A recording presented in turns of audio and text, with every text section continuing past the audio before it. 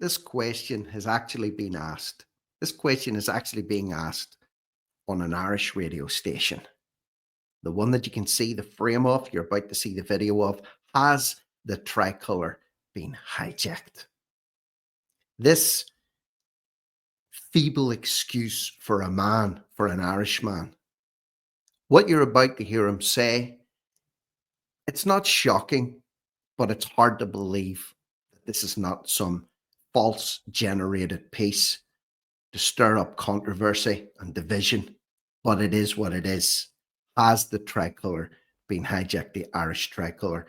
And is it, as he said, now a symbolism, a symbol that has been adopted for hatred by the Irish far right? This is the times in which we live. Ireland is at boiling point at this point in time for many, many, many reasons. You saw what happened in Ballymena and Portadown and Larne and various other places last week. It hasn't spread. It could. Let's hope it doesn't. Who wants to see their town getting torched or place getting trashed? Who wants to see that? But this is the position that we're in at the minute, that it could actually happen for many reasons, all of which are being dismissed by the mainstream media. Listen to what this guy has to say. And let me be honest, I believe the greatest threat to Ireland at this time is not anyone coming in from overseas, but it's Ireland hating so-called Irish men and women that are undermining the country from within. They pose the greatest existential threat or internal threat that we have at this time. People like this. So, as always, leave me your thoughts and comments below. You need to share this content with people to let them see what's being said. Let them hear what's coming out of these people's mouths. So let's get into it. Has the tricolour been hijacked? Myself, I mean, when you pass a house now that has a tricolour outside it, certainly I'm much more likely to think that's probably a racist house rather than... Yes, you heard that. This flannel shirt wearing sap believes that now if he drives past the house in Ireland, flying the Irish flag, it probably belongs to a far right crazed loon.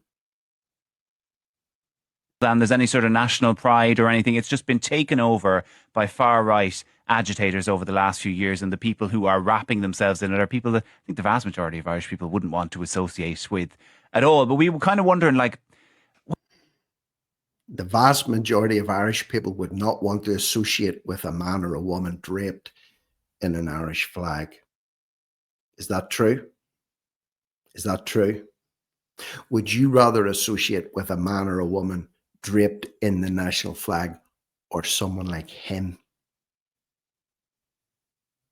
when was the last time you felt proper pride in the flag, in the tricolour? These far-right crowd, they have no symbol of their own. They don't represent any political entity. They don't have any policies other than directing frustration and hatred towards immigrants. So therefore, the tricolour would be the handy thing to misappropriate. These people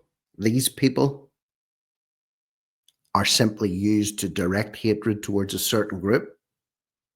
They don't have any mandate. They don't have any standing. The people that you're seeing in a photograph like this, that you've seen tens upon tens upon tens of thousands marching peacefully down streets, old men, old women, young women, children, people in prams, you name it.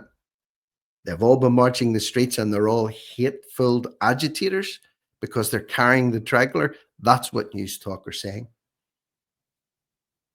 And people are agreeing with it. Rather than come to represent something coherent or what they claim to be offering an alternative view of society. Funny enough, I've always had this view, and I know a lot of people disagree with me, think it's over the top. I've always had a view that every school in the country should fly the tricolour. Every school in Ireland should fly the tricolour, but they don't. But how many schools in Ireland are flying every flag but the tricolour? They're flying the EU flag. They're flying flags of all other types of countries in there. But if you put up the tricolour, the Irish flag, it's deemed to be provocative or offensive to many. It's now a symbolism of hatred. So now this guy thinks we should be flying the flag in schools. But why? Why does he believe that? Should have I think the Scots are really good at this, pride in their flag, pride in their nation. And I think we traditionally have not been great at it.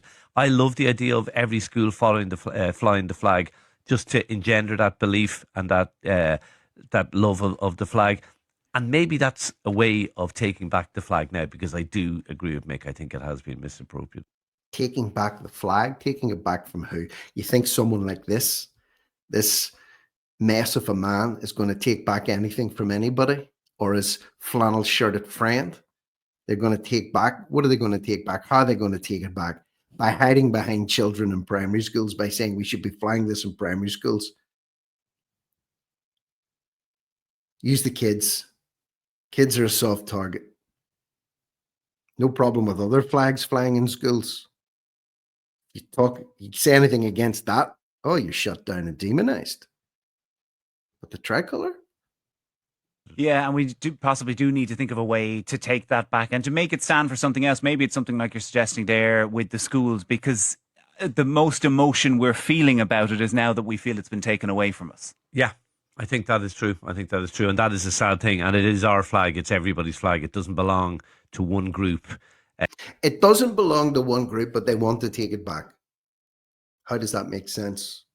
You've heard it there. Is this not just a mess of contradictions? The Irish flag does not belong to one group, but we want to take it back.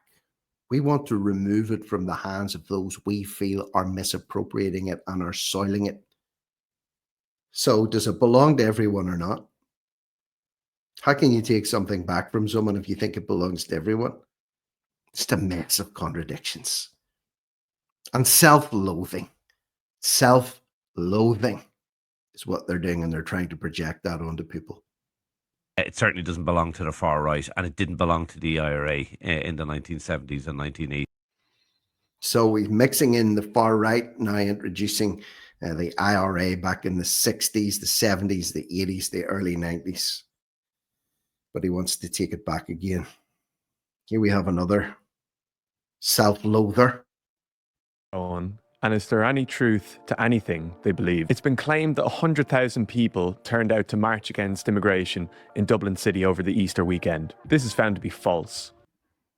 Headcount aside, this march was unprecedented in scale and marked a significant chapter in the growth of the far right in Ireland. So, this is a spokesperson for Irish men.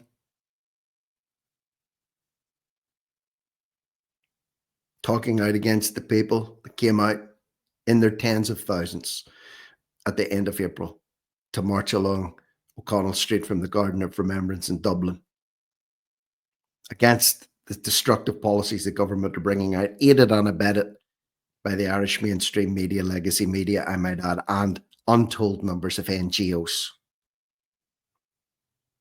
And there'll be another one this Sunday, I think, the 22nd in Dublin, which should be even bigger again. It's interesting. Maybe all this is coming out now off of the back of that. They don't want it to reach a crescendo on Sunday. where did these people come from? Before we go any further, let's establish some facts. It is true that Ireland is seeing an unprecedented increase in arrivals of asylum seekers. These people are not part of a conspiracy to replace the native Irish population. They're fleeing war, famine, persecution, all of which are things that the native Irish population should be attuned to, given our history of being victims of colonisation. And victims, Irish people were victims of colonisation, and when they did flee elsewhere, what did they do? What did they do? Did they work? Did they build the countries, help build the countries in which they fled to? Did they contribute to society? Or did they go knocking on the doors of the government saying, we demand accommodation, we want free money, we want to loiter around in parks, drinking and intimidating local people, We don't want to show who we are. We can't prove who we are, but we're staying here anyway. And if you try and kick us out, we're gonna protest against it. We're gonna appeal the process. And all in the meantime, the Irish taxpayer picks up the tab. Deary me, what a time to be alive, eh? Oppression. It is true that there's pressure being placed on services across the country in some way due to the influx of migrants, be they asylum seekers, people arriving here from neighbouring countries seeking work, or Irish people returning to Ireland. But there's been strain on public services in Ireland. So he's also saying that Irish people coming back to Ireland are actually contributing towards the strain on services. Just self-loathing. It's hard to wage war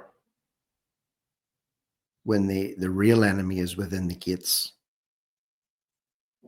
Ireland for at least the last 10 years, thanks to the policies of Fianna Fáil and Fine Gael since the 2008 financial crash. If we're being honest, both parties have failed to invest adequately in cities, towns and villages across the country since we took the Union Jack off Dublin Castle. It is true that it can be a shock for people living in small towns and villages to have a large population of asylum seekers arrive in their community.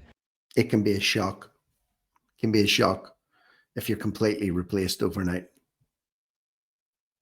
You've been living in a village all your life, you're elderly, you wanted to retire there, you wanted to end your days there, maybe a population of 400 or 500, and all of a sudden 5 to 6 to 7 to 8 to 900 to 1,000 new arrivals come overnight. It can be a bit of a shock. Is that not the understatement of the century? And by the way, this is not scripted, what I'm saying, unlike this chap who's reading his script, his carefully worded and carefully crafted script. That's what the mainstream media do. They have a script that they follow. I may not have all the answers. I may not be perfect myself. I'll hold my hands up to that. I may stumble and fumble my way through things, but what you get is straight from the heart. No filter, no edit. No filter, no edit. How many of these people, these lackeys, can say the same thing? From one day to the next, without little notice or consultation from those in power. Again, this is the failure of governing parties and local authorities to plan adequately, not particularly for an influx of asylum seekers, but for the growth of towns and villages nationwide. Ireland's a country of immigrants, and the lack of infrastructure to accommodate people in rural communities is a prime reason for us being this. Successive governments have willfully neglected communities like Rosscrea, Liston Varna, or any other town you've heard on the lips of Twitter citizen journalists in recent years. Twitter citizen journalists, or people like me, that's what he's having a swipe at. Don't like people like me having a platform. Don't like people like me getting through because I'm countering what people like him are saying. You don't have to agree with me, by the way. You don't have to agree with any of what I say. I'm not trying to get you to buy into what I'm saying. I'm just simply expressing my thoughts and opinions. And if you happen to agree with them, then you show it to other people. If you hate what I do, you don't like what I do, well, then you shut it down, you delete it, you block me, you do whatever you want to do, run the opposite direction. But at least I'm not trying to shut anybody down. Unlike the other side. They would love nothing more than to see me silenced. I don't have a problem with this guy speaking. I don't have a problem with his platform. I don't have a problem with Newstalk saying what they're saying, as long as I can get to react to it and you can get to have a little bit of balance before you come to your conclusions. Is that too much to ask? Is that too much to ask? It would appear to be. So here we have it, the level of self-hating rising in Ireland, pushed by the legacy mainstream media, the enemies within. Support independent media, share the content, comment, like it, drop it into your Facebook groups. There's a lot of people out there going around doing the rounds, either sitting at home or out in the field, or a combination of both, to bring the truth out there. After that, it's up to you what you do with it. But for now, I'm Rick Munn. This is No Risk, No Reward Media. Over and out.